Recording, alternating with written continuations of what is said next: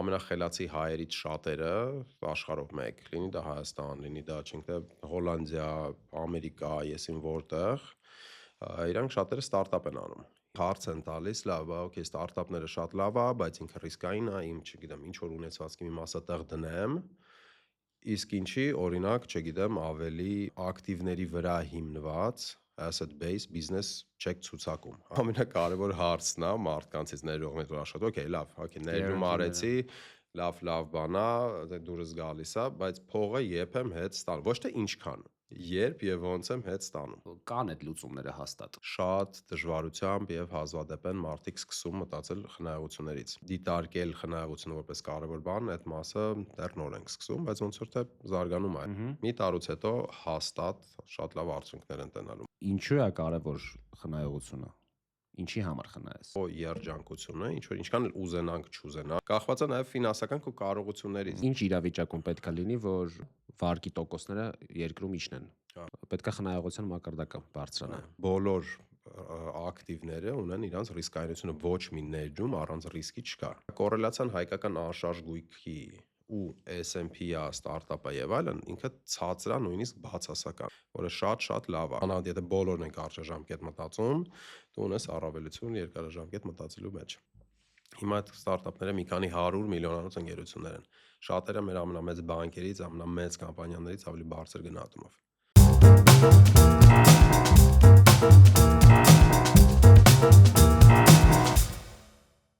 Ողջույն բոլորին, դուք հիմա լսում եք կամ տեսնում եք Property Talks podcast-ը, եւ այսօրվա մեր հյուրն է Սամսոն Ավետյանը, Հարվարդի դպրոցի, բիզնես դպրոցի շրջանավարտ, ամերիկյան համալսարանի դասախոս, տնտեսագետ, ֆինանսիստ, Equify ներդրումային ընկերության տնօրեն։ Սամսոն ջան, ողջույն, շատ ուրախ եմ քեզ տեսնելու։ Շնորհակալություն Ռուստամ ջան, շատ հաճելի է։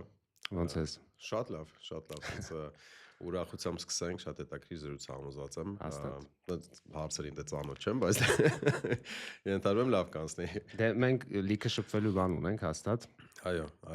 Ես շատ կարոտել եմ մեր զրույցները, իհարկե դասի ընթացքում ա եղել այդ ամեն ինչը,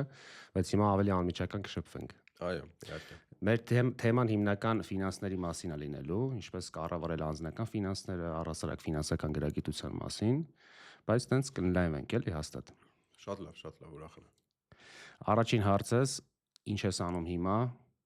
ինչով ես զբաղված, մենք մոտ 2 տարի չենք շփվել, իհարկե հետևում եմ քեզ սոցիալական ցանցերում, բայց մի քիչ պատմի, ինչով ես հիմա զբաղված։ Դե մենք արդեն մի քանի տարի է կազմակերպություն ենք կառուցում, որը արդեն ինքը մի տարի արդեն գործում է, ինքը կոչվում է Equify, ներդրումային ընկերություն է, ԿԲ-ով վերահսկվող, իր բոլոր այդ նրբերանգներով, որը այնց բավականին ծանր գործ է, որտեվ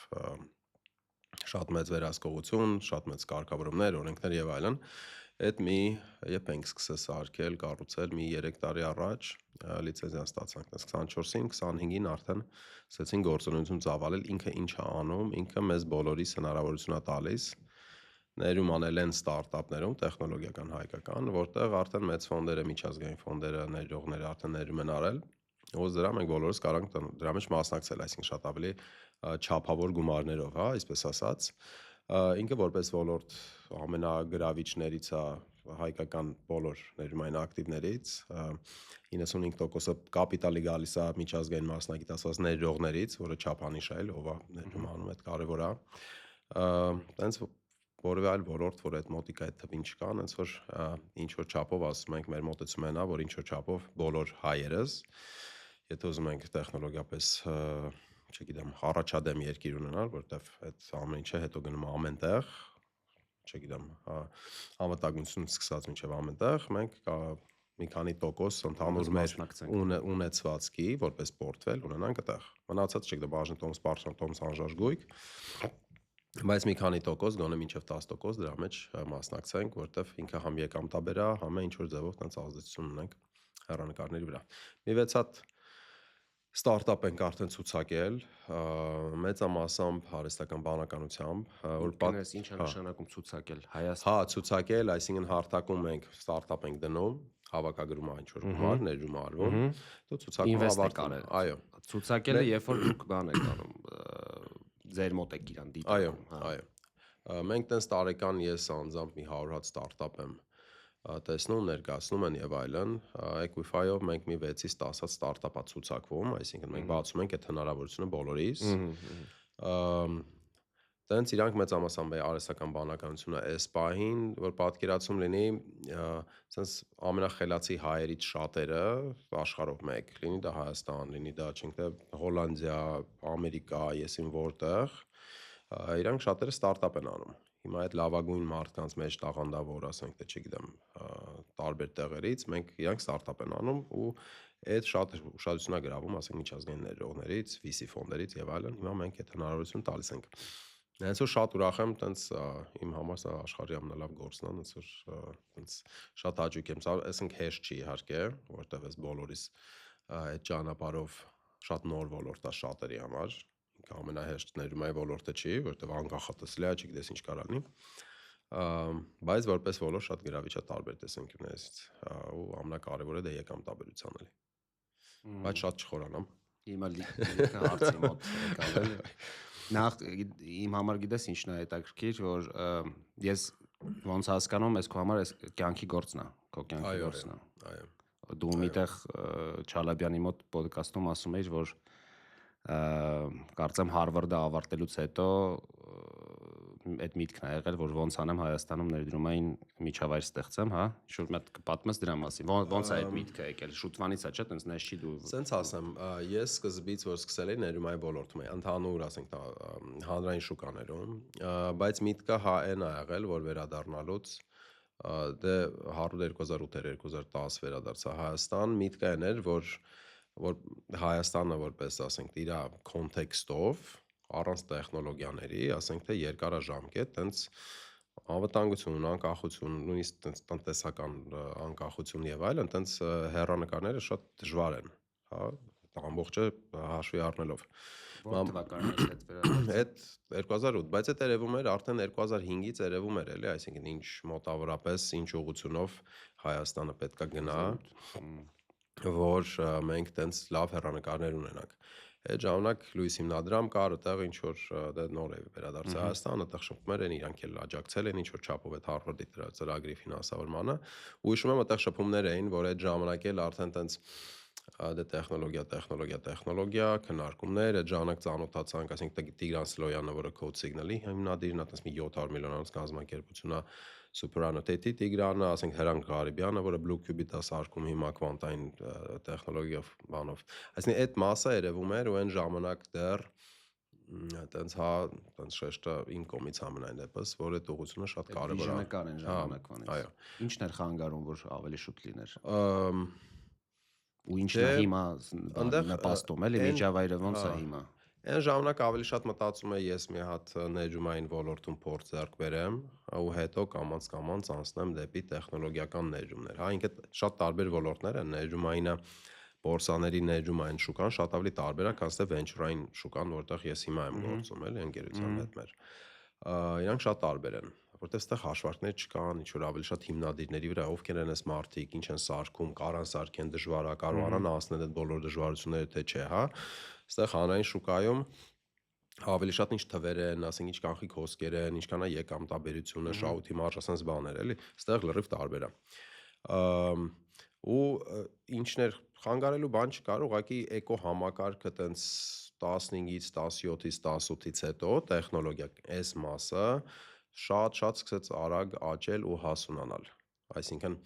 ինչու է ստարտափային այս համակարգը զարգացած, էկոհամակարգը, որտեվ ունենք տարբեր տիպի մասնագիտացած ֆոնդեր, ունենք հրեշտակ ներդրողների ակումբներ, ունենք լիքը սփյուռքում մարդիկ, որոնք կապերով են աջակցում այս հիմնադիրներին, ունենք լիքը ակսելերատորներ, ինկուբատորներ, կրթական ծրագրեր, այսինքն եկա մի հատ Օրինակ եկավ այդ բանը, չէ՞։ Բայց նենց չի, որ հիմա տենց էլի լավ զարգացած է։ Չէ, հիմա ես կասեի, ես նաև որ ճամփորդում եմ, նայում եմ, ասենք ոնց կներես, ոնց կապիտալ կարաս, չէ, ձեռք բերես, ասենք բիզնես ես անում, հիմնական միջոցը դա բանն է, չէ, կամ քո սեփական գումարն է, կամ բանկերն են, տենց որ ասեմ հիմա մեկը բիզնես սկսելուց մտածում է ոնց անեմ, նու իհարկե ստարտափի դեպքում, չգիտեմ, դու ոնց ես կարծում։ Դե այդ մասը շատ լավ զարգացել է։ Այսինքն վենչուրային մասը շատ լավ զարգացած է ու շատ մրցունակ է դրսի հետ նաև։ Զարգացած երկրների մասին է խոսքը, էլի, այսինքն շատ մրցունակ էկոհամակարգ է ստեղծել։ Այն մեկ հարց են տալիս, լավ, օքեյ, ստարտափները շատ լավ է, բայց ինքը ռիսկային է, իմ, չգիտեմ, ինչ որ ունեցվածքի մի մասը տեղ դնեմ, իսկ ինչի, օրինակ, չգիտեմ, ավելի, ոնց ասեմ, ակտիվների վրա հիմնված asset base business չեք ցուցակում, հա, չեք վերցնում։ Բան, ստարտափ չէ, այսինքն ստանդարտ Հա, բիզնես է, նոր, բայց նոր, գուցե նորարար, այդ է բայց ուզում հարցնել, թե մենակ ձեր մոտ, թե մեր մոտ մենակ sense նորարարական տեխնոլոգիաներ են, արագաճող, շատ մեծ շուկա ունեցող պոտենցիալ եւ այլն։ Այս մասը traditional մասը ոնց է, էլի։ Դե այդ մասը մենք շատ հարցեր են դիմումներ են լինում, թե ինչու կարանք մենք էլ անենք կամ ինչու չեք անում։ Այդտեղ հարցը այն է, որ ինչքան էլ այս ստարտափների մասը տենց մշուշոտա տևում, տենց երազանքներ, նպատակներ, վիժններ, չգիտեմ, տեսլականներ եւ այլն, ինքը շատ կառուցված բան է։ Այսինքն դա հատուկ KPI-ներ կան, բաներներ կան, որ դու պետք է մյուս փուլից մյուս անցնես, հետո մյուս։ Միած սխալ արիր ստեղ ինչ որ ընթացքում, մյուս փուլ չես անցնի կամ քո աճը նենց չլինի ինչ որ պետքա, չես անցնի։ В общем, շատ կառուցված բան է, երբ որ արդեն ներսում ես, պատկերացնում ես, դա աճ ու ձախ դժվար է անել։ Կամ աճ ունես կամ չունես։ Աճը պետքա ոչ թե ասենք 10% տարեկան լինի, այլ պետքա ասենք 300, 400, 500 շրջանառության մասն է խոսքը։ Այս ոլորտում այդ ամբողջ էկոհամակարգը դե կոպիտ ասած շատ թույլ է ու չկա դեռ, այսինքն ամեն մեկը իր բիզնեսն է սարքում, կրթական մասը, այսինքն գուցե Մանթաշյանց ինչ որ չափով այդ ուղղությունով գուցե արվում է, հա։ Այս մասը շատ ավելի թեր զարգացած է։ Այստեղ ավելի շատ լինելու է վստահություն հիմնադիրով է, ինչ հեռանկարներ կան, եկամտաբերության մասով, ոնց ենք փողը հետ ստանում։ Ամենակարևոր հարցն է մարդկանցից ներողներ որ աշխատում, օքեյ, լավ, օքեյ, ներդրում արեցի, լավ բան է, դուրս գալիս է, բայց փողը երբ եմ հետ ստանում, ոչ թե ինչքան, երբ եւ ոնց եմ հետ ստանում։ Կամ եթե ինչ եղավ, եթե չէ։ Այո։ Այս մասը այստեղ շատ լավ պատկերացում կա։ Այս մասը դիվիդենդ է լինելու, հետա գնելու մեր մասնաբաժինը, բորսայի ու AMX-ում ցուցակում թե չէ, բաց բաներ են, որոնք տենց դեռ նայում ենք ու կարևորը արդյոք ունենք այդքան բիզնեսներ, որոնք ներդրումային տեսանկյունից հեռանկարային են։ Այդ ամենաբանն է։ Լավ, բայց հիմա կան այդ լուծումները հաստատ։ Հիմա եթե համեմատենք օրինակ Ամերիկայում, չէ՞, այդ մասը ոնց է, տարբեր ձև կարաս չէ գումար այնտեղ։ Ինչքան որ ես ասենք hard money կա, չէ՞, կարաս ինչ-որ մեկից ուղակի loan վերցնես տոկոսով, չէ՞, տոկոսով փող վերցնես։ Venture-ային ներդրողներ կան, այսինքն այդ ոլորտներում էլ են traditional-ում անում։ Ինչն է մեր մոտ հիմա տենց պահում, որ այդտեղ այդ վստահությունն է, հա, այդ որ չունենք այդ փորձը դեռ, թե ինչ-որ գործիքներ կա միգուցե օրենս դրական։ Ես գիտեմ էկոնոմիկայի նախարարությունն էլ ժամանակին ինչ-որ բաներ էր նախաձեռնել այդ մասով։ Օրենս դրականն է ավելի շատ խանգարում, թե հենց պրոստը չունենք այդ փորձը, էլի։ Չէ, ես կարծում եմ մեր մոտ ռեգուլացիաների օրենսդրական մասով բավականին լավ է, մի քիչ կարա արևելի արագ այդ ամեն ինչ աշխատի, բայց ոնց որ թե նպատակները ու այսինքն այն ինչ որ ունեն գործիքակազմը, այսպես ասած, բավականին լավն է։ Այստեղ ավելի շատ դրսի այդ Ամերիկան ասենք թե ամենա ոնց ասեմ զարգացած ֆինանսական մեխանիզմները ունի բոլոր երկրների հետ համատած էլի, բայց ու ինչ մենք չունենք, մենք ունենք ասենք VC ֆոնդերը մի բան, բա ունենք նաև private equity ֆոնդեր, այսինքն ստանդարտ բիզնեսի համար կան գործիքներ, որոնք բացի բանկային վարկերից նաև բան են տալիս, էլի կապիտալի ներդրում են տալիս, այդ private equity բաներն են, ֆոնդերն են, օրինակ մեկը Amber Capital-ն է։ Նենց որ այդ գործիքը ունենք, արդյոք այս գործիքը որ մենք ունենք, տրամադրենք այս ավելի ռեալ ոլորտին, այսինքն այսպես ասած, այդ մասը մեր մասով պետք է այդ արդյոք այնքան բիզնեսներ ունենք, որը գրավիչ են ներդրումային տեսանկյունից, որ մենք դա ցուցակենք։ Ամեն անգամ մենք ինչ-որ բան ցուցակում ենք, ինքը պետք է ներողի տեսանկյունից եկամտաբերության հեռանկարներ հստակ լինի։ Այս մասով դեռ կամ մենք չենք այդքան մեծ ձևով խորացել այս ոլորտի մեջ, որ տեսնենք արդյոք կա թե չկա։ Կամ էլ այս բան պետք է դա ավելի, չգիտեմ, ավելի շատ հայտեր ստանանք, որ կարողանանք իսկապես ժամանակ ու ուշադրություն բանանել։ Okay. Խոսացեք մի քիչ ներդրումների մասին, մի քիչ հետ գանք։ Մինչև ներդրումները դու շատ հետաքրքիր թեզեր ունես, որ ես շատ քիչ եմ լսել ուրիշ տեղերից։ Ասում ես ներդրումը, մինչև ներդրումը պետք է խնայողություն լինի, չէ՞։ Այո, դե իհարկե։ Բայց մի level-ել մի հատ հետ գանք, չէ՞։ մինչև խնայողությունը պետք է ֆինանսական գրագիտություն ունենաս։ Ինֆորմացիա։ Տենց է թե չէ։ Այո։ Ես այդ գրագիտություն բառը չեմ սիրում օգտագործել, մա պետք է ինֆորմացիա տեղեկություն։ Լավ, Equify-ի մասին ու ներդրումների մասին ոնց որ հետ կգանք։ Այդտեղ էլի հետաքրքիր բաներ կա, որովհետև նույն ասենք հիմա անշարժ գույքի ներդրումային ընկերություններ են ստեղծվում եւ այլն, չէ՞, ավելի պահպանողական ոլորտն է։ Հիմա ես տեսա ու շատ ուրախացա, որ դուք ստեղծել եք, չգիտեմ, Equify-ով թե առանձին պրոյեկտ է, finance.am կայքա եւ հենց ֆինանսական գրագիտության մասին դասընթացներ կան on-line։ Այդ մեր գործը, քանի որ մենք շատ լավ մարդկանց հետ ենք շփվում, բարբերաբար թե այս podcast-ն կամ այլ տես նախագծեր են, դա մեր նախագիծը չի, մենք մասնակցում ենք Հրայր Շահբազյանենց Munich Ventures նախագիծա տենց UT-ը։ Հա, UT-ի, այո։ Տենց որ իրանց նախագիծա, որի մեջ մենք տենց պատիվ ունենք մասնակցելու հենց ստարտափների մասով, բայց այո, այդ գրագիտության մասը կամ ինֆորմացված լինելու մասը ամենակարևորն է, այսինքն մարդիկ բոլորս պետքա տենց այդ ճանապարհը պետքա սկսենք ու այդ ճանապարհը Հայաստանում դեռ նոր ենք սկսում անկեղծ ասած։ Ես ոնց որ չեմ տեսել ուրիշ, թե միգուցե կան։ Չէ, կան մի քանի նախագծեր, բայց կարևոր է, որ այդ ավելի շատ զարգանա, որտեղ մենք հետ ենք այդ մասով, շատ հետ ենք։ Բայց կոնտենտը քոնն է, ձերն է, Equify թե կապ չունի։ Կոնտենտը դե մենք կոնտենտ ենք տրամադրում իրանց նախագծերի շրջանակում, այսինքն ոնց որ այդ վիդեոները կգնան, կհրապարակվեն, որ մարդիկ ովքեր հետաքրքրված են այս մեր տրամադրված ուղղությունով կարողանան դա անել, բայց չի բացառում այլ նախագծեր անենք, բայց տենց ոչ ընդհանրային, այլ ավելի շատ ստարտափների վերաբերող։ Okay, հիմա միջին քաղաքացին կամ ձեռնարկատերը, սկսենք ուղղակի ընտանիքից կամ քաղաքացուց։ Ինչ խորհուրդ կտաս ֆինանսական, ինչ տեղեկություն ինքը պետք է իմանա, ոնց բյուջետա, որի ամենահամար մեկ հարցը։ Այսօր ես ին վրա եմ նայում, ես բավականին, այսինքն լավ կրթություն եմ ստացել, բայց շատ ժամանակ ես ինֆորմացիա չունեմ ոնց բյուջե կազմեմ, հա, այսինքն ծախսեր, ներդրումներ, եկամուտ, ոնց կա ինչ որ ֆորմուլաներ, կա ինչ որ ձևաչափեր, թե ոնց բյուջետավորես, ոնց ֆինանսներդ կառավարես։ Դե մի 20%-ը խնայողության մակարդակ պետք է լինի, այսինքն մեր եկամտից մի 20% պետք է խնայենք։ Այդ մասը, որ խոսում ենք շատ ժամանակ, այդ շատ բարձր թիվ է, ոնց որ դա հնչում, մարդկանց մեծ մասը դա չի անում, ոնց որ պատկերը Հայաստանի մասնախոսք է։ Պատկերը նենց է, որ երբ որ մարդիկ շատ մեծ եկամուտ ունեն, մի քանի հազար դոլարի մասնախոսք եւ ավել, դա գուցե ինչ որ չափով խնայողություններ առաջանան, դրանից ցածր ոնց որ դե պատկերենա, որ շատ դժվարությամբ եւ հազվադեպ են մարդիկ սկսում մտածել խնայողություններից։ Ու այդ մի քիչ այդքան էլ լավ չի, որտեղ դու ընդհանուր առմամբ ինչ որ մինիմալ շեմ իհարկե կա, երբ որ դու արդեն ընդհանրապես չես կարող խնայողություն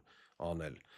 բայց այդ շեմը շատ ավելի ոնց որ թե բարձրա մեր մոտ, քան թե պետքա լինի, այսինքն եթե մարդ նույն, չգիտեմ, մի կես միլիոնանոց աշխատավարձ է մաքուր ստանում կամ մի քանի 100,000, այդտեղ իսկ երևի արդեն պետքա սկսել խնայել, կարող է ոչ թե 20%, բայց ինչ որ չափով, բայց ոնց որ թե մեր մոտ այդ շեմը ոչ թե ասենք թե 400,000-ն է, 300,000, բայց շատ ավելի ավել է։ Ասենք կարող է 1 միլիոնից է անցնի, որ մարդիկ սկսեն խնայել, այո։ Ու այդ շեմը պետքա իջնի, ու ինչ է այդ շեմը բարձր, որտեղ շատ ծախսեր կան, որոնք երևի հայցողական են, այսինքն ժամանց, ռեստորան, sense բաներ, էլի։ Շատ ժամանակ որ մենք խոսում ենք, դե ստարտափները ռիսկային է, չգիտեմ, հա, sense փող կորցնելու հնարավորություն կա։ Մյուս կողմից ամեն օր մենք դուրս ենք գալիս տնից, փող ենք ծախսում, որը շատ բաներ հետ է ստանում, շատ բաներ հետ չէ ստանում, ուղղակի գնում է հայցողական ինչ որ բաներ։ Նենց որ այդ մասով ես կասեի, որ այդ կարգապահությունը սկսել ավելի ցածր, որ դիտարկել խնայողությունը որպես կարևոր բան, այդ մասը դեռ նոր ենք սկսում, բայց ոնց որ թե զարգանում է, էլի առաջ, չգիտեմ, 10 տարի առաջ լրիվ այլ պատկեր կլներ։ Լավ, հիմա ամբողջ եկամտիդ, դու ասում ես 20% տանք խնայողության, բա մնացածը ինչ անես։ Ծախսես։ Դե մի 30% կարող է բան լինի, հայցողական ինչ որ ծախսեր լինեն, դե իհարկե ժամանց եւ այլն, իսկ առաջի մասը դե այնտեղ, չգիտեմ, կոմունալա, հեռախոսա, գուցե, չգիտեմ, սնունդա իհարկե ինչ որ չափով հագուստ, sense բաներ էլեկտրոնիկա, բայց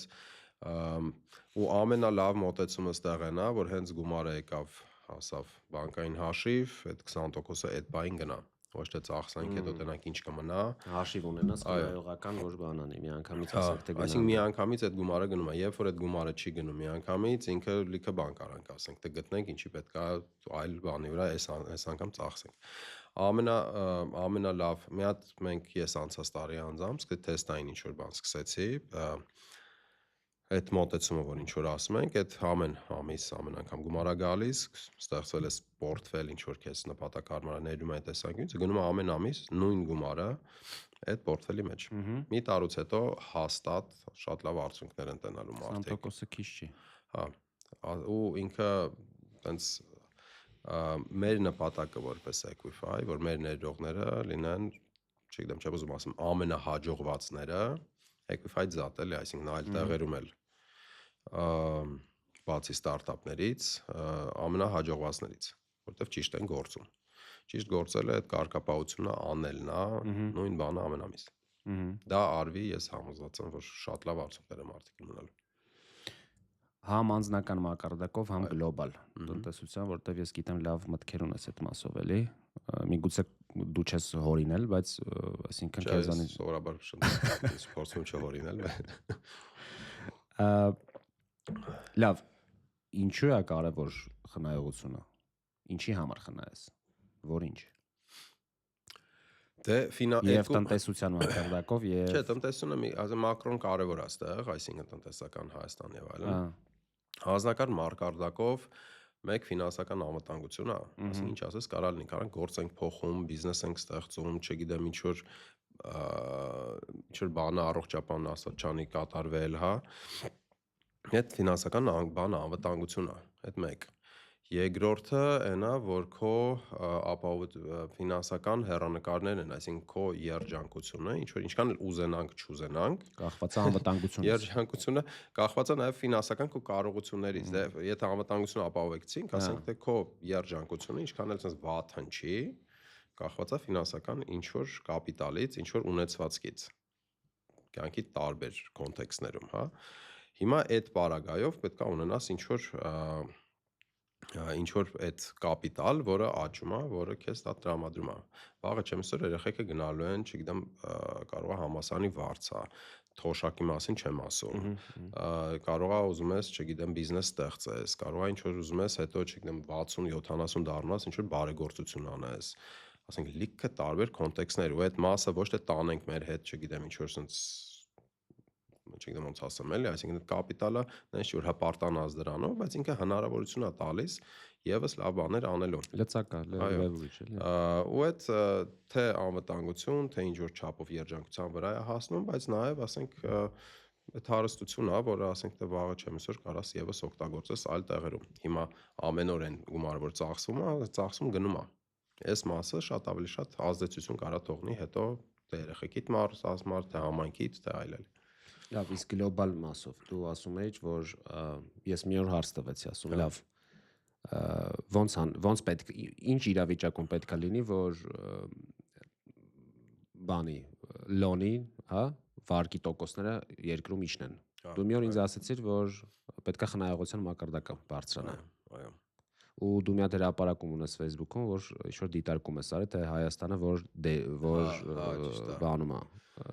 խնայողությունների մակարդակով։ Մտք ասես ինչով է սա կարևոր, մի քիչ ավելի պատմի։ Հա, շատ չխորանամ, մի հատ գիրք է գրվել իմ կողմից, в общем, այդ գրքի ընթացքում դες մի քանի հատ թեմա է առանձնացված, որտեղ ենք մենք դեռ չենք հասել, որ պետք է հասնենք, այսպես ասած։ Տեխնոլոգիայի մասով մեկն էր, խնայողության մասը երկրորդ թեման էր։ Երրորդ թեման տենց ուրիշ բաներ, ասենք փոխարժեքի հետ կապված, բայց դա բաց թողենք, ԿԲ վերահսկող ընկերություն ենք։ Առաջին մասով, տեխնոլոգիայի մասով արդեն առաջ են գնում։ Երկրորդ բանը եւս սկսել ենք առաջ գնալ։ Այդ խնայողության մասը ինչու է կարևոր։ Ոչ թե անձնական, այլ երկրի մակարդակով։ Խնայողությունը ստեղծում է, այսինքն այդ փողը, որ մենք խնայում ենք, ինքը գնում է ամենահեշտ ձևով, ինքը գնում է բանկ։ Բանկը շատ փող ունենա, շատ ավելի շատ վարկեր կարողանա տրամադրել։ ասենք առաջարկը փողի Առաջարկը շատանա, վարկերի, գինը կիչնի։ այո, տոկոսը կիչնի, ոնց դա բոլորիս համար ավելի շատ մաճելի վարկեր կլինեն։ Հիմա ինչու է դրամի տոկոսը, չգիտեմ, 13%, վարկային, իսկ դոլարինը, չգիտեմ, 9, կամ ինչու է ավանդը 4%։ Առաջարկից է։ Իհարկե, որովհետև Էդ է միակ պատճառը, թե ուրիշ գործոններ կան։ Երկրորդ Հիմնական։ պատճառը կարող լիներ, որ ֆինանսական համակարգը ինչ որ խոչընդոտներ ունի, վատ աշխատում, ինչ որ, չգիտեմ, սա բան, բայց չկա դες բան։ Կարա գործոն լինի միջազգային վարկի տոկոս, այսինքն որտեղից ենք մենք գումար ստանում։ Թե դա Չէ, դրամային վարկերը դրամի գնագոյացումն է, էլի դրամի արժեքի գնագոյացումն է, այսինքն այդ տոկոսը ստեղ է, այո, առաջարկ պահանջարկ շատ հեշտ բան է։ Ասենք Շվեյցարիա միջի տոկոսը, ասենք, չգիտեմ, 0% կամ չգիտեմ, մի քանի տոկոս, որտեվ շատ են խնայում։ Նույն բանը Ճապոնիայում, այս այդ կոռելացիա շատ է, Սամսոնի ասած յուրաքանչյուր դասագիրք բացենք, այդ գրած է, էլի ասենք։ Ինչի սրա մասին ոչ մեկ չի խոսում։ Ես մենակ քեզանից եմ լսել սրա մասին։ Ոչ մեկ չի խոսում սրա մասին։ Մեր մոտ ոնց որ թե մշակութային առումով խնայողությունը տենց զուտ մեր մոտ sense արտահայտություն կա, կցիվություն, հա։ Վերցնենք գերմանացիներին, որոնք շատ են խնայում, չէ ասի, որ ամենալավ ներդրումային մոտեցումն իրանց մոտ են, շատ կոնսերվատիվ են։ Իրանց մոտ կներես, որ ընդհատում եմ։ Խնայողություն ներդրումը մի քիչ տարբեր են, չէ՞։ Նես չի, որ դու խնայում ես միանշանակ ներդրում ես անում։ Թե նույն բանն է։ Չէ, նույն բանն է, որտեղ եթե խնայում ես ավանդ ես դնում, հա, դեպոզիտ։ Դե եթե խնայում ես ինչ որ բան, փողդ պետքա բանա։ Եթե բարձի տակ ես դնում, այդ իհարկե ներում չի։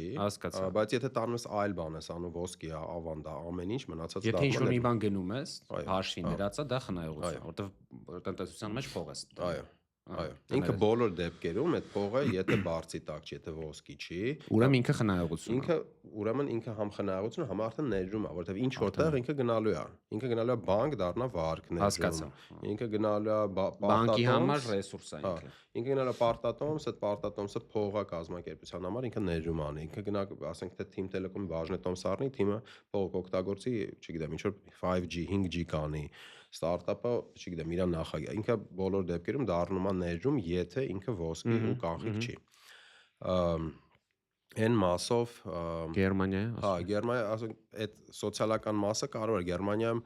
վարկն ու մեղքը նույն խոսքն է։ Մեղքը։ Հա, այսինքն շուլդ,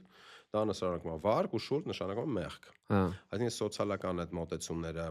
փողի ծախսելուն շատ կարևոր են։ Հիմա մեր մոտ ոնց որ թե տենց եկել է, որ տենց շատ փող խնայելը լավ բան չի։ Մենք հնչում է, որ դե փող են կորցրել, ասենք թե ԽՍՀՄ փլուզումից հետո, բայց մեր մոտ բանկային համակարգը տենց մի 25 տարի ոչ մի բանկի հետ տենց խնդիր չի եղել, դրսում շատ է խնդիրներ եղել, սնանկություններ եւ այլն, մեր մոտ շատ ապահով են, այսօր այդ թեզը տենց այս բանին այդքան էլ բան չի, էլի ակտուալ չի։ Ես կասեի, բայց հիմա ոնց որ թե անցնում ենք առաջ այդ ուղղությունով, բայց շատ գործ կա դեռ անելու։ Ես կուզեի, որ այս գիտակցությունը, այս թեման շատերին հասանելի լիներ, այսինքն լոբինգ արվեր։ Եթե մենք պետական մակարդակով ուզում ենք ինչ-որ բանի հասնենք, պետք է մարդիկ տեղեկացված լինեն, չէ՞։ Դե եթե մի քիչ ցինիկորեն ես փորձում եմ լավատես լինել, բայց ցինիկորենը նա, եթե մենք սկսենք ասել, որ շատ պետք է խնայես, տնտեսական այդ ինքը մեխանիզմա, որը այս պահին խնայողությունը գնաց, ներդրում մի քանի, չգիտեմ, կես տարի, մի տարի, 2 տարի տևի, մինչև այդ ներդրումը դառնա ռեալ տնտեսական արժեք, հա, չգիտեմ, շենք ենք ստեղծում, կարող է 2 տարի այդ ամենը տևի։ Հիմա քաղաքական տեսանկյունից ասել, որ շատ գնացեք խնայեք, նշանակում է, որ ինչ որ ժամանակահատված տնտեսության վիճակը թուլանալու է։ Հա, այսինքն ես հիմա չգնամ ռեստորան, ծախսեմ այսօր խնայեմ, որ վաղը չեմ այսօր թիմը կամ այլ ինչ որ կազմակերպություն ներդրում արեց, ինչ որ բան ստեղծվեց, բան այլ ժամանակի բանա հատված է տեղ ու կարող է այդ բարագա այդ պահին այդ տնտեսական թուլությունա տեղ ունենա։ Նենց որ տենց չի ասի, որ քաղաքական տեսանկյունից շատ գրավիչ է միանգամից խնայողություններ բան անելը, հորդորելը։ Բայց երեխեքից, չգիտեմ, ժամանակի ընթացքում այդ շատ կարևոր բան է։ Կարա բնակարան գնելը իպոթեկով համարվի քո ասած խնայողությունը։ Եթե քո ապրելու համար է։ Ինքը ավելի շատ ծառայություն է, քան թե ներդրում։ Այսինքն դու առնում ես բնակարան, որտեղ քեզ ծառայություն է մատուցում։ Եթե քո անձնական բնակարանն է, որտեղ դու ապրում ես, դու կարաս իմ այդ բնակարանը առնես, քոնը լինի, կարաս վարձով վերցնես, երկու մասով ինքը ծառայություն է քեզ հատուցում, բայց բնակարան առնելը իհարկե շատ ավելի մոտ է ներդրման, քան եթե դու դա վարձակալությունով ես վերցնում։ Իհարկե առնելը շատ ավելի անվտանգ է քո համար անձնապես, որ չխզային, ասենք, թե հանգիստ ապրում ես այդտեղ։ Բայց որպես ներդրում նա համեմատելով պետք է հասկանաս, եթե այդ վարձով վերցնեիր այդ նույն գումարը ներդրում աներ այլտեղ, դրա եկամտաբերությունը ոնց էր լինելու ի համեմատ, եթե առնես այդ բնակարանը։ Նույն բանը, եթե բիզնեսն է, հա, այսինքն եթե դու փող ես ծախսում անշարժ գույք առնում, որը տեղից ես բիզնեսը ծավալում, արդյոք ինքը վարձով պետք է լինի, թե ուտանես այդ գումարը բիզնեսում ներդրում անես կամ այլտեղ, քան վարձով վերցնես։ Ինչ ես դու մտածում նրա մասին, այ վարձ թե գնել, օրինակ ես բիզնեսի մասով միշտ մտածում եմ, որ վարձ, չգիտեմ, այսինքն իմ մոբիլության համար եմ ես տենց մտածում, որ երբ պետք կլինի, ես դուրս կգամ կամ հենց մեծանամ կփոխեմ, էլի։ Եվ մեծ հաշվով իմ ապրելու համար էլ, դե ես էլ դուրս ապրել եմ 2 տարի, այսինքն այնտեղ մի քիչ ուրիշ ձև է Ամերիկայում, ավելի շատ երևի վարձում են, քան ապրում են այնտեղ, որտեղ որ գնում են։ Ես տենց եմ, ոնց որ թե ես տենց գիտեմ։ Դու ինչ կարծիք ունես սրա մասին։ Ինչի մեր մոտ ավելի շատ տենց այդ տենց չի էլի։ Ես կարծում եմ, ստեղ գլխավոր խնդիրը վարձակալի անվտանգության ընկալումն է, այսինքն իրան կարան մի օր հանեն բնակարանից, թե չէ։ Ինչքանով է պաշտպանված գինը այո, այդ ամենակարևոր մասն է, որտեվ եթե այդ պաշտպանված է ինքը, իր մոտ սկսում է արդեն ուղղակի ֆինանսական հաշվարկ։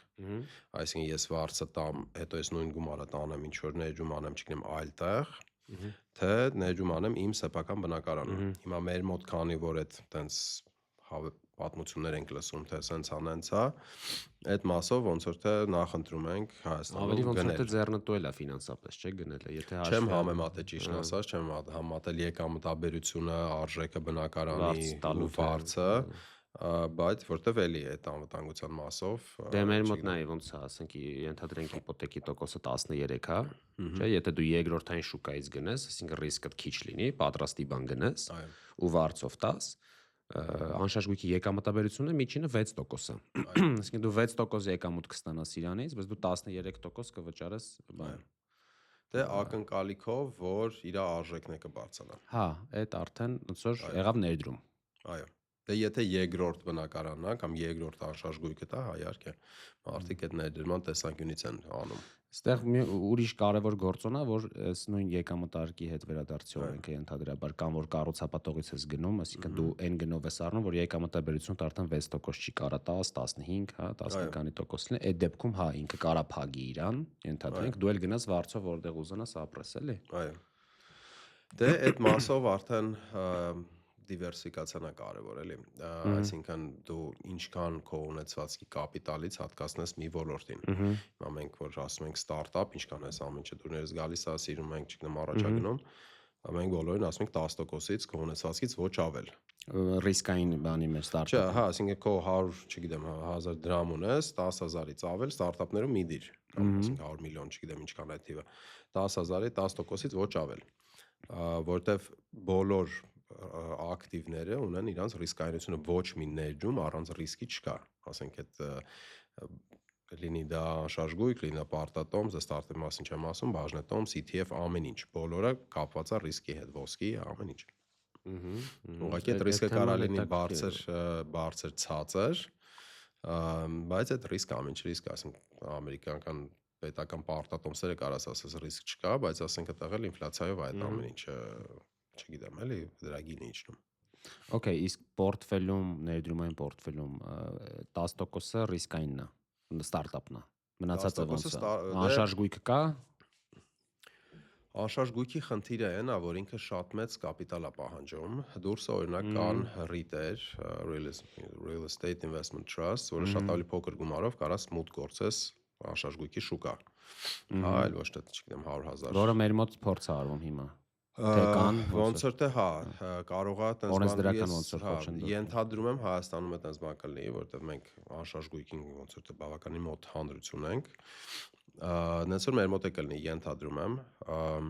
որ մենք ոչ թե այդ կապիտալ, որ դու ունենաս քո պորտֆելում, բայց ոչ թե որ այդ պորտֆելի 90%-ը լինի անշարժ գույք, որտեղ ինքն այդքան մեծ թիվ է, էլի, այլ շատ ավելի փոքր ու դիվերսիֆիկացիայից ֆինանսներից ելնելով շատ ավելի նպատակահարմար, այսպես ասած։ Հիմա ես ինքս անձնական բաները, ֆինանսները նայեմ, ասենք գերակշիռ մասը կամ ինչ-որ շատ մեծ մաս այդ պորտֆելի անշարժ գույք է, որտեղ հա, որը իմ անձնական այս վարձով չի բանջի, ես եմ այդտեղ ապրում։ Բայց պետք է sense նայել, էլի, եթե դու լիներ, ասենք թե, չգիտեմ, Ադամը, եսին որ երկրից աշխարհով մեկ, եթե գլոբուսը ֆռացնենք, կետնենք այդտեղ, որտեղ ինքը իր 50%-ը ներդրում կաներ զուտ տնտեսական, ֆինանսական եկամտաբերությունից ելնելով, արդյոք կլիներ դա, չգիտեմ, Վրաստան, Հայաստան կամ չգիտեմ, մենք քանի որ ստեղ ենք, մի քիչ ավելի մոտ ենք բանին, էլի, ասենք թե մեր հայկական տնտեսությանը, բայց որպես ակտիվ, ամենալավ ակտիվը որն է, այդ արդեն պետք է նայել համատել շատ ավելի շատ տարբերակներ, էլի, տարբերակների հետ։ Okay, լավ, անշարժ գույքը ոնց հասկանում եմ, պահպանողական կտորն է, ներդրումների։ Ինչքան տոկոս պետք է լինի, 50, 70, 80, ոնց է մոտավորապես, էլի, ոնց է խորհուրդ տրվում։ Սովորաբար ֆինանսական ոլորտում բաժանում են անշարժ գույքը ընդհանուր ֆինանսական պորտֆելից։ Հա, իրան ասում են, քան եթե դու դա այդտեղ ապրում ես, դու չես ներառում իրան իր քո ֆինանսական պորտֆելի մեջ։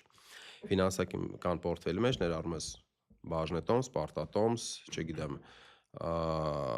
ոսկիա, ստարտափա, private equity-ա եւ այլն։ Որտեվ եթե դու իրան մտցնում ես այդտեղ, շատ մեծ կշիռ է դառնում։ Նենց որ եթե դու այդտեղ ապրում ես, ինքը քեզ ծառայություն ավելի շատ մատուցում,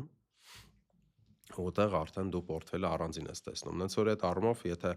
եթե ինքը որպես երկրորդական ակտիվ է պորտֆելում, ես այդտեղ, չգիտեմ, 20-30%-ից ավել չէր խորհուրդ տա։ Մնացածը բաժնետոմս, պարտատոմս։ Այո։ Սամսոն, դու ասացիր, որ դու գիրք ունես գրած, ու ես գիտեի դրա մասին։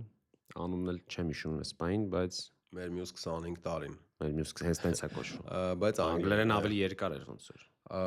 Հա, անգլերեն ինքը ոնց էր կոչվում։ Մեր Հայաստանի տնտեսության մյուս 25 տարին ու ոնց է վերակառուցում, ասենք Armenia's economy the next 25 years. 3 ways to restructure the ugly, the bad and the beautiful. Ոնց կարա լինի, ոնց կարան լինեն հեռանկարները։ Վատ ձևով restructuring անել լավ ձևով կամ շատ լավ ձևով։ Ինչի այդ գրքի մասին չգիտենք, ինչի ես չեմ կարդացել, որ հասանելիներ կկարդայի հաստատ։ Ինչն է, այն ներդրումային գործունեությունը, որ ես ծավալում էի հանրային շուկաներում, այսինքն դա այտենց 10-ից մինչև 17-18-ներ, ինքը մակրոտնտեսական վրա էր ուղղված։ Ու այդտեղ ես բավականին շատ գործ էր արվել, բայց Հայաստանը երբեք չէր դիտարկվում որպես ներդրումային տեղ, ավելի շատ ուրիշ տեղեր էին նայում, վերլուծում եւ այլն։ Ասի քանի որ այսքան գործ արվել, ուրիշ մոդելներ են ստեղծել տարբեր երկրներում, եկեք անենք, մի հատ անեմ Հայաստանի մասով էլ համատեմ Հայաստանը։ Ու այդտեղ որոշ խնդիրներ հայտ եկան, բայց բան արեցի, այդ գիրքը ոնց որ թե այն կյանքիս էջը փակելու բան էր էլի, այսինքն այդ ներդրումային հատվածը, հետո անցա դեպի տեխնոլոգիաներ, բայց ասի որպես ես ամբողջը չկորի, ինչ որ միտեղ ամրագրենք կամ չէ, այո, արձանագրենք։ Հա, բայց չես համարում, որ օգտակար կլինի մարդկանց, ինչի՞ չես իրան։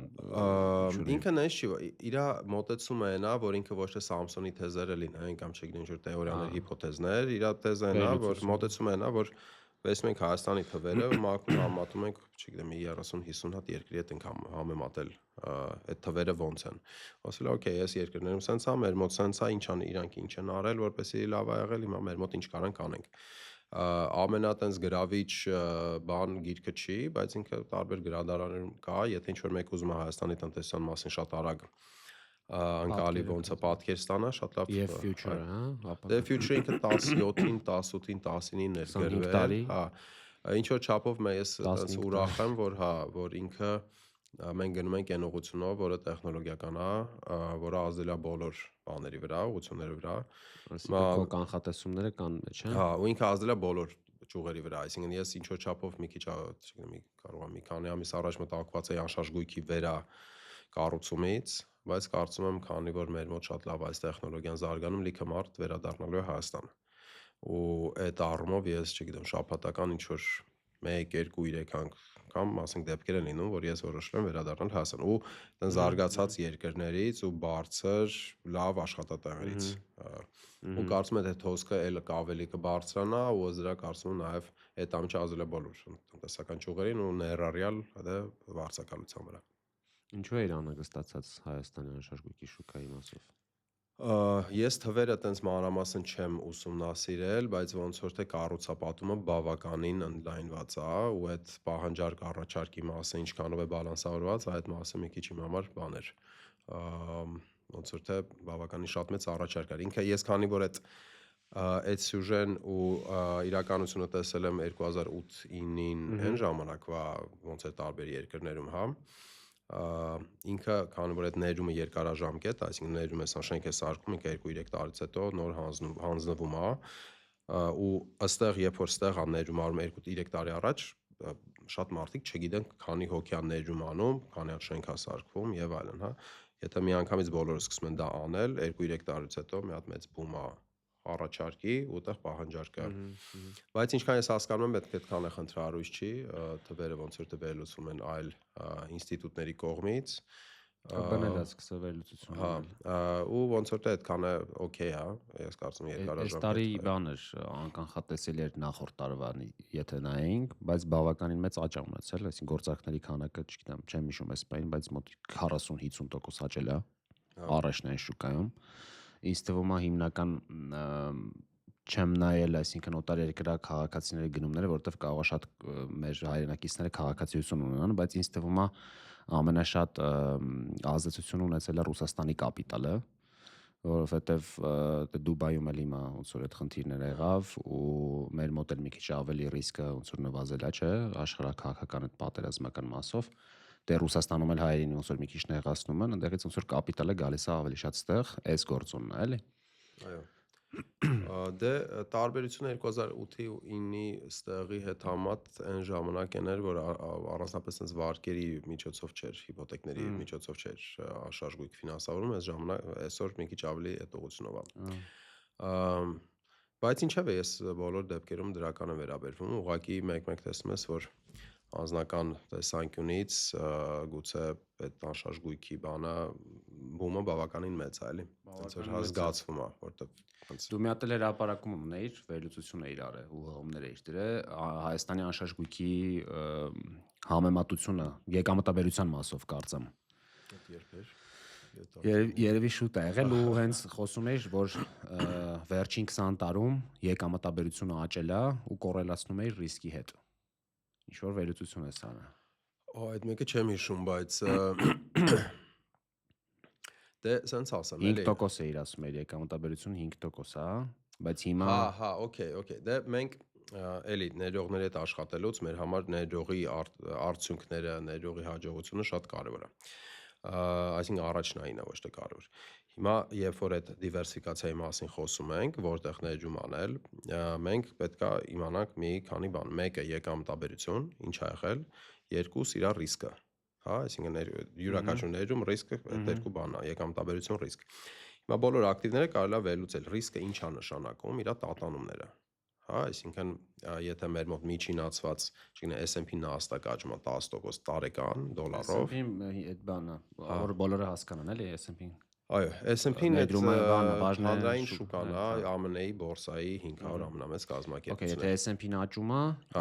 10% եթե միջին եկամտաբերությունը ակնկալվող, մի տարի կարա +30 լինի, մի տարի կարա -10 լինի։ Այսինքն իր տատանումները։ Բոլոր հիմա ներդրումային ակտիվները ունեն իրանց միջին ակնկալվող եկամտաբերությունը ու իրանց ռիսկը, ինչքանով են իրանք տատանվում, հա, S&P-ն այսքան է, ոսկին այնքան է, անշարժ գույքը այսքան է, ավանդը այսքան է։ Ավանդը ավելի քիչ է, պարտատոմսը ավելի քիչ է, բաժնետոմսը ավելի շատ է։ Հիմա երբ որ համատում ես այդ տարբեր ակտիվները, ներառյալ հայկական անշարժ գույքը, նենց չի որ այդ եթե զուտ վերցնենք 4 անշարժ գույք Հայաստանում այս աճից աճը ներառյալ մոտարապես 8-9% էր տարեկան, իր ռիսկը տատանումները, որ հետս նայում 20 տարի եղել է պլյուս-մինուս ինչքան էր մի 19% էր, 20% էր։ Հա, ոնց է չափվում այդ։ Ինչքան են տատանվել գները, Ինչքան շատ է տատանվում, հա, այդքան մեծ ռիսկ։ Մյուս մասը S&P-ին որ նայում ենք, դա միջին 10%, տատանում 16%։ Հիմա որ sense նայենք, կարանք ասենք, հա, S&P-ն շատ ավելի լավ ակտիվ է, քան դա անշարժ գույքը, բայց այստեղ նաև կարևոր է կոռելացիան։ Կոռելացիան, այսինքն այդ գները իրար հետ են բարձրանում իջնում, թե sense, թե առանձին։ Հիմա կոռելացիան հայկական անշարժ գույքի ու S&P-ը, ստարտափը եւ այլն, ինքը ցածր է, նույնիսկ բացասական, որը շատ լավ է։ Մի քիչ լավ չեմ հիմա հասկանում։ Կոռելացիա նորից ասա։ Okay, մի հատ Շատ օրինակ, հետաքրքիր բան ես ասում։ գիտեմ, կարևոր բան չկա, մի հատ Հիմա դասախոսություն եղավ էլի այս մեր podcast։ sense ասեմ, պրակտիկ օրինակ, կա S&P 500, կա ոսկի, հա, S&P 500-ի ակնկալվող եկամտաբերություն տարեկան դոլարով, հա, ամեն տարի ինչա տեղ ունենում, միջինում 10% է, 20 տարվա կտրվածքով 50, 10% միջինում կարանք ակնկալենք, որ հետագայում S&P անը կլինի։ Okay, իր ռիսկը ինչքան է։ Ռիսկը նշանակում է մի տարի կարա 25% լինի, մի տարի մինուս 10 լինի։ Իր տատանումները 16% են։ Ստանդարտ շեղում է կոչվում։ Այսինքն 10-16, այս թվերը հիշենք։ Ոսկին ունի միջին եկամտաբերություն ակնկալվող պատմական, էլի մոտարապես 9%։ Հա, իր տատանումը 19% է, բարձրանալ իջնել է։ Ուրեմն 10-16, 9-20, հա։ Մասնես որ վերջից ենք $100 ունեմ, դնել եմ ստես, թե չեմ դնել, համ ռիսկն է բարձր, համ եկամտաբերությունը ավելի ցածր, բայց քանի որ իրանց կոռելացիաները մեկ չեն, իրար հետ չեն շարժում, այլ սենց է, անկախատեսելի կոռելացիա, նույնիսկ բացասական կարող լինի։ Եթե մենք այդ երկու ակտիվը դնում ենք նույն պորտֆելի մեջ, 50-50, մեր մոտ միջին եկամտաբերություն դառնում է 9-9.5%, իսկ ռիսկը իջնում է 13։ Այսինքն ստեղ 16 էր, ստեղ 19 էր, իրար հետ դնում ես դառնում է 13 պորտֆելի։ Ինչու է այդպես, որտեվ այդ կոռելացիան։ Հիմա վերադառնանք հայկական անշարժ գույքին, նույն բանը ստեղ է լինում, տեղի ունենում։ Իր կոռելացիան այս միջազգային շուկաների հետ, ոսկիների հետ ցածր է, որը շատ լավ է։ Բայց եթե մենք ամբողջ գումարն ենք դնում անշարժ գույք, ստեղ կոռելացիան իրար հետ է։ Հասկացա։ So դու 20% ես սպառում անշարժ գույքում։ Չէ, մոտ շատ ավելի մեծ թիվ է, բայց էլի որտեվ ինքը տենց մեծ կապիտալ է։ Այդ անշարժ գույքը ես տենց բավականին մաչելի ձևով առել եմ, հետո ինքը տենց բարձրացել է շատ մեծ թվով, շատ մեծ գումար է ստացվել, բայց ավելի մեծ է կամ եթե ես հայ չլներ, ասենք թե գերմանացի, չգիտեմ կամ չգիտեմ ով լինեի, ասեի աշխարհով որտեղ եմ ես ներդրում անում ամենաօպտիմալ պորտֆելը որտեղ է, կասկածում եմ, որ հայկական անշարժ գույքը կլիներ այդ պորտֆելում, բայց քանի որ մենք, չգիտեմ, ինչ որ ստեղ ենք այդ բնակարանը ծառայությունա մատուցում, իհարկե, նաև ես ունեմ այդտեղ կապիտալ։ Հասկացա։ Քո գիրքը Amazon-ում կա։ Իսկ որ գրադարաններում այստեղ։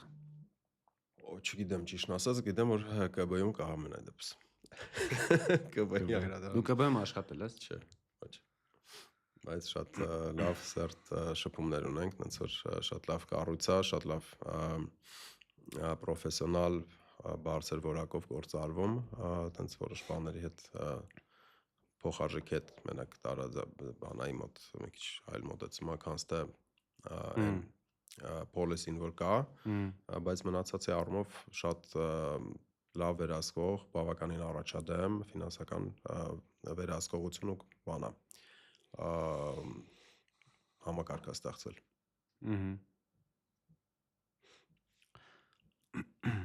Համաձայն եմ ԿԲ-ն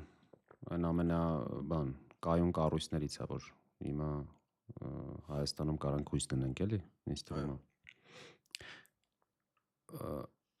Ըստ քեզ, ոնց է կարելի հարստություն ստեղծել համար 1 եւ ավելացնել կապիտալը։ Ամենակարևոր բանը, որ մենք շատ ժամանակ խոսում ենք, լսում ենք մարդկանց հետ շփվելուց, պատկերը այնա, որ ինչ որ գումար գա մեծ, գնամ ներդրում անեմ։ Այդ ֆինանսական հարստություն, կարողություն ինքը չի ստեղծվում տենց ինչ որ մի որոշումից, մի անգամվա ինչ որ գումար գալուց, հա, ինքը ամեն ամիս կարգապա, քրտնաջան, ոչ թե քրտնաջան, կարգապա մոտեցումն է։ Այդ ներդրումային ոլորտը շատ ենք լսում, վայ, պետքա խորանամ, վայ, պետքա հասկանամ,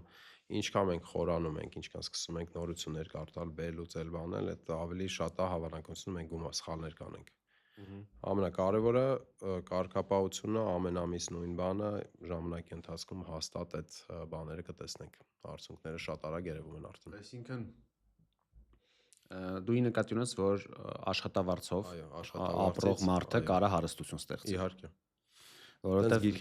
թեզը ինչ է, էլի, ասում է կամ դու պետքա բիզնես անես, չէ՞, կամ դու պետքա ներդրում անես։ Աշխատավարձով դժվար թե հարստանաս։ Հիմա դու ասում ես, որ դու կարաս աշխատավարձ ունենաս, եւ դու կարաս դրանով հարստանաս։ Յուրաքանչյուրս կարա բացի տնա իր կենսաթոշակային խնայողությունները, ինչ կանեն ամիսների ընթացքում կուտակվել։ Հիմա կարանք այդ ներդրումը շատ ժամանակ այդ սխալ ընկալում է, էլի, որ ներդրումը արեցի, վաղը չեմ ասոր 3 անգամ, 5 անգամ բազմապատկվեց։ Լավ բախտդ բերեց, կոչոր եմ ասում, բախտդ բերեց ստարտափը ներդրում արեցի, 10 անգամ գումարը 2 տարվա ընթացքում բազմապատկվեց։ Հավանականությունը, որ այդ ստարտափում ասենք թե փողդ կորի, շատ ավելի բարձր է։ Հիմա եթե մենք ոնց ենք ասում 20-30 ստարտափ մարա, դրանց մեջ մի 5 հատը շատ լավ կստացվի, օրինակ։ Նույն բանն է ներդրումներում, այսինքն ներդրումները ինչի մեջ պետք է ներդրում անես, այս SpaceX-ը առար 5 անգամ բարձրացավ, այդ բանա լոտոյա դառնում, էլի։ Ներդրումը դա ամեն ամիս նույն բան անելն է, ամեն տարի այդ տոկոսները իրար վրա ֆռում աշխատում են։ Մի քանի տարուց հետո $100 հաշվարկենք, մի քանի տարուց հետո, 10 տարուց հետո, 20 տարուց հետո մենք կես միլիոնանոց հարստություն է դառնում, 1 միլիոնանոց նույնիսկ, նայած ինչքան ես խնայում։ Հենց որ այդ ամենա տենց գրքեր կան գրած, ասենք շատ բան կա, էլի ինֆորմացիա։ Ոնց էր այդ անունը, այդ մի հատ բան էին, հավաքարար էին համեմատել մի հատ Morgan Stanley բանկիրի հետ,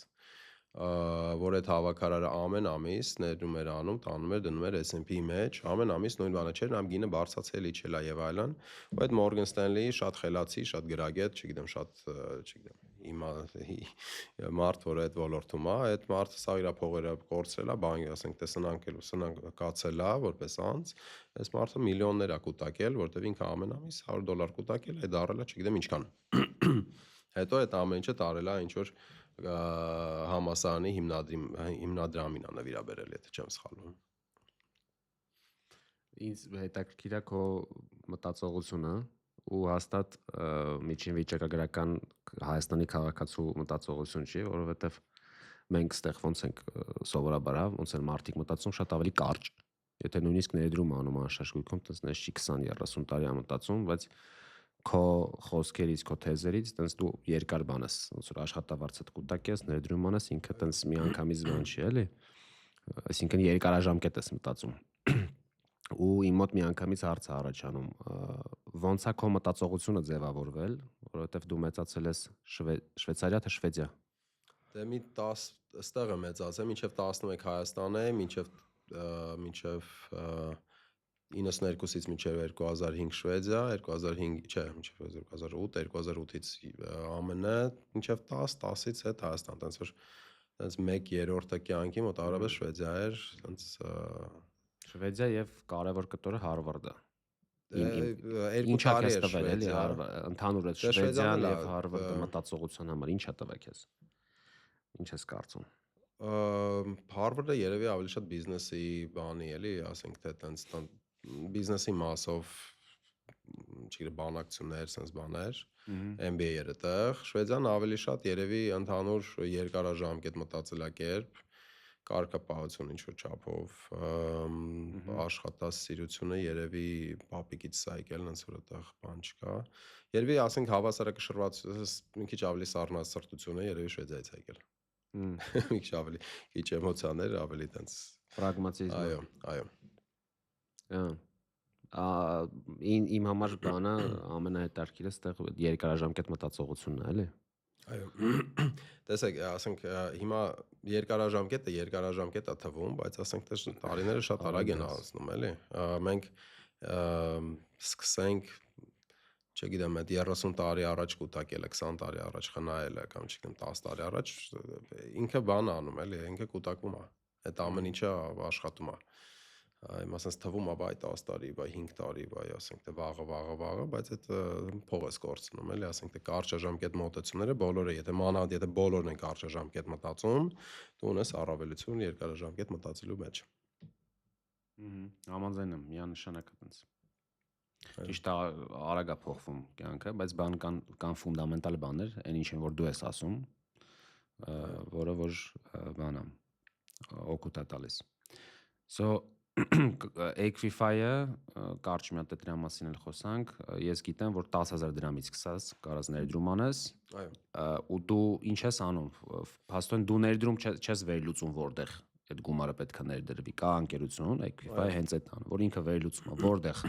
ոնց դիվերսիֆիկացնի, հա, թե մենակ ռիսկային բան։ Ստարտափները սենց է, ինքը պետք է պարտադիր, ստարտափը պետք է պարտադիր ստացած լինի ներդրում մասնագիտացած կառույցից։ Լինի դա venture-ային ֆոնդ, միջազգային venture-ային ֆոնդ եւ այլն։ Հետո մի հատ էլ մեր մոտ է ստուգում անցնում, հա, հանձնաժողովով։ Այսինքն մի հատ ֆիլտրացիա ստեղ, հետո հայտնվում է արտակում։ Մարդկա սիրում է վերլուծել, նայել, բայց ինչ ստարտափը ինչ են անում, հիմնադրի հետ հանդիպեմ մի հատ խոսամ բան, մեկ ներդրողը։ Նույնիսկ 10,000 դրամ նույնիսկ այո։ Ունի այդ օպցիան։ Հա, իհարկե։ Հա։ Բայց մարդկանց մեծ մասը ուզում եմ 10,000 ներդնեմ ու ստարտափերի հետ հանդիպեմ։ Հա, ամսի 6-ին 10,000 դրամով կարա ստարտափերի հետ հանդիպես։ Դե մեկ լինում է, հա, ամսի 6-ին միջոցառում ենք անում, բոլորի հրավիրում եմ։ Հա, մարդկա սիրում է վերլուծել, նայել, ինչ են անում, ոնց են պրոդուկտը օգտագործել, հա, AI ինչ-որ բան են սարքեն, մտնեն փորփրեն, ասենք ոնց աշխատում, կարող է պետք լինի։ Մարդկա շատերը կան, որոնք ասում են, չէ, Equify արդեն արել է, ասենք venture-այնները արել են, ասենք 1000 հոգով մի հատ due deal անել, որն է, ասենք, հա, հիմնադիրն է կարևոր, հիմա այդ մարդու հանդեպ վստահություն կա, ներդրում եմ անում եւ այլն։ Այսինքն այդ շատ հեշտ է ու լիքը հեշտացրել ենք էլ այդ բանը։ Հաջողված кейսեր կան, չէ՞։ 3 չառաջորներ, որ մի հատ ստարտափ, որ մեր մոտ շրջա AI-ով արհեստական բանականություն legal ուղղությունով շրջանառությունը 0-ի, չգիտեմ, 0.5000 էր, չգիտեմ, այնպես մի հատ տվեր էր։ Մի քանի օր առաջ ասեց 1 միլիոնանոց կոնտրակտ է կնքել։ Վաու։ Հա, այդ ի՞նչ է նշանակում։ Այդ զուտ թվեր չեն, կոնտրակտ է, չգիտեմ, ինչ է։ Այդ կոնտրակտը դառնում է կոնտրակտը դառնում է շրջանառություն, շրջանառությունը դառնում է կազմակերպության գնահատում։ Այդ կազմակերպության գնահատումը 3, 4, 5 անգամ աճել է։ Մի քանի ամսվա ընթացքում։ Հիմա այդ որ ռիսկը կա, բայց տեղ ասենք թե դու 5 անգամ գնահատումը կազմակերպության բազմապատկես մի քանի ամսում։ Այդ ինչ է նշանակում ներդրողի համար։ 3-4 անգամ բարձացավ իր։ Ես ասենք 10,000 դրամ ներդրում եմ արել, ինքը դառել է 50,000 կամ 30,000 կապիտալը։ Դիվիդենդ չի ստանում։ Չէ։ Ինքը բանի վրա է, էլի, ասենք դու որ վաճառեցիր, այդ ժամանակ այդ եկամ գալիս։ Samson ոնց ես դու ես անում թե ինչ որ բորդա, ոնց է դու diligence անում founder-ին։ Ճիշտ եմ բառը ասում դու diligence։ Ուրիշ founder-ների հետ շփվելուց, ուրիշ հիմնադիրների հետ շփվելուց, մեր բորդը կամ խորհուրդը եւս էս ոլորտից են երկար տարիներ, ասենք աշխատել են, ծանոթ են։ Այս ամիջը դրա համակարգը այնքան բան է, բոլորը ծանոթ են, փոքր է, էլի համակարգ։ Եթե ինչ որ մեկ ինչ որ սխալ արեց, չեմ ասում, ասենք թե հապշակություն եւ դրանը չասած զուտ այդ մարդու նվիրվածությունը այս գործին ամենակարևորն է այդ լինելու է ստարտափը դժվար է եթե դժվարությունները գան ինքը quit անելու այսպես ասած թե շարունակելու ամենակարևոր բաներից է հիմա այդ բոլորը այդ ռիսկը ոնց է հավասարակշռում իր նախորդ կյանքից արդեն որոշ չափով երևում է ինքը ասենք թե քանի անգամ նախաձեռնել ինչ որ բան քանի անգամ quit արել այդ quit անելը իհարկե օքեյ է, չես կարող մի բան անես, որը չի ստացվում, բայց պետքա նաև այնքան նվիրվածություն ունենաս ու աշխատասիրություն չհանձնվել, որ կարողանաս այս գործը տանել առաջ մինչև ավարտ։ Ամենակարևոր բաներից է։ Էլի բան էիր ասում այդ մասով։ Չէ։ Դենց որ հա, խորհուրդը 6 հոգանոց է, ներքին օդիտ ունենք, ահա որ ամեն ինչ ենթակառուցվածքը դենց չի երևում, շատ ուժեղ ենթակառուցվածք կա դեպոզիտարիաներով, ԿԲ-ներով, բանկերով, էսկրո հաշիվներով, ամեն ինչով։ Ֆանտաստիկ գործ եք անում, ինձ թվում է այս թեմայով մի հատ էլ երկար կարելի է խոսել, չէ՞։ Ինքը ահա որ լավ բանա պրոդուկտաներում են, տենց հաստատ իրան արժի դիտարկել մի պորտֆելում էլի, որտեվ մենք այս բոլոր кейսերը, որ հիմա տենում ենք, ասենք թե այս մեկն է fundraise արել, այն մեկն է fundraise արել, մենք այդ բոլոր ստարտափները, չգիտեմ, մի քանի տարի առաջ մեր արչև ներկայացնում էին, պրեզենտացիաներ էին անում, Հիմա այդ ստարտափները մի քանի 100 միլիոնանոց ընկերություններ են։ Շատերը մեր ամենամեծ բանկերից, ամենամեծ կամպանիաներից ավելի բարձր գնահատումով։ Վաու։ Այո։ Code Signal-ը 600 միլիոն, 600-700 միլիոն։ Մեր ամենամեծ բանկերից մեկը 300 միլիոնով վաճառվեց։ Ամենամեծ Telecom-ը 200 միլիոնով, այս ստարտափներից շատերի անունները ասեմ, այդ ավելի բարձր գնահատումով են կաստեդա։ Լավ, մի օր կխոսենք դրա մասին երկար։ Անպայման։ Դե եզրափակենք վերջին հարցը։ Եթե հնարավորություն ունենայիր ինչ-որ բան փոխելու, ինչ կփոխեիր։ Ինչի մեջ, ասենք ամեն ինչի մեջ, Հայաստանում, կարիերայում, չգիտեմ, ինչ-որ ոլորտում։ Իմ մոտ նպատակներից ասեմ կյանքի, երևի նպատակը որն է, ասենք կյանքի պրիորիտետները որն են, երևի Հայաստանն ամենաառաջինը, հետո երևի Equify-ն ա դարել, հետո արդեն անձնական հարաբերությունների մասով, եթե Հայաստանի մասով ինչ կփոխեի, չգիտեմ, ոնց որ թե բավականին լավ առաջ ա գնում, երևի շարունակենք այս ուղղությունով տեխնոլոգիական, ներդրումային ամեն ինչ լավ կլինի, ես տարբեր երկրներում եմ լինում այս վերջերս, զուտ նայելով մեր մոտ առաջադիմությունը ինչա ստեղ արվում, ինչա դուրս արվում, ինչ արագությամբ է ստեղ մեր մոտ մասնավորապես տեխնոլոգիաները զարգանում, ես տենց լավատես երբեք չեմ եղել ու տենց մակարդակներով լավատես էլի, ոչ թե ասենք թե 10% բան։ Այն AI գործարանները, որոնք ստեղ, ես քանի որ ոլորտում եմ, շատերը կարող է այդ ոլորտից դուրս են, այդքան չեն տենում այս ամեն ինչը, բայց այն AI գործարանները, այն գիտական նախաձեռնությունները, չգիտեմ ստարտափները ինչ են անում, ուր են հասնում, իսկապես այս ամեն ինչը տենց սենց շարունակվի, լիքը շատ ուրիշ տեղում ենք լինելու։ Equify-ի մասով էլ ասենք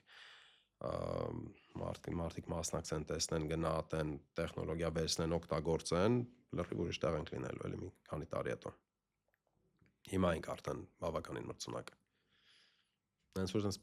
շարունակենք շատ լավ է լինելու, փոխելու տենց կարիք առանձնապես, չգիտեմ, փոքր բաներ կան։ Հա, կարևորը տեխնոլոգիաներն են։ Այդ կարա փոխվի, ազդեցություն ունես, կարողանում ես Այո։ Ընտիրա, համաձայն եմ։ Շատ շնորհակալ եմ հյուրընկալելու համար։ Նմանապես Ռուստամ ջան, շատ շնորհակալություն, շատ լավ գործ արվում, քողությունով եւս տեսնում եմ, կարծում եմ այդ որակը ամեն տեղ ենք մենք տեսնում բարձրացման, թե տեխնոլոգիաներում, թե անշարժ եւ այլն։ Հենց որ այդ առումով լավ գործը, լավ որակով գործ անելը ամեն տեղ տենց գնահատված է լինում էլի։ Շնորհակալություն, քեզ էլ։ Միասին կշարժվենք առաջ։ Այո։ Վստահ եմ օգտակար էր բոլորին, դե մինչև հանդիպում։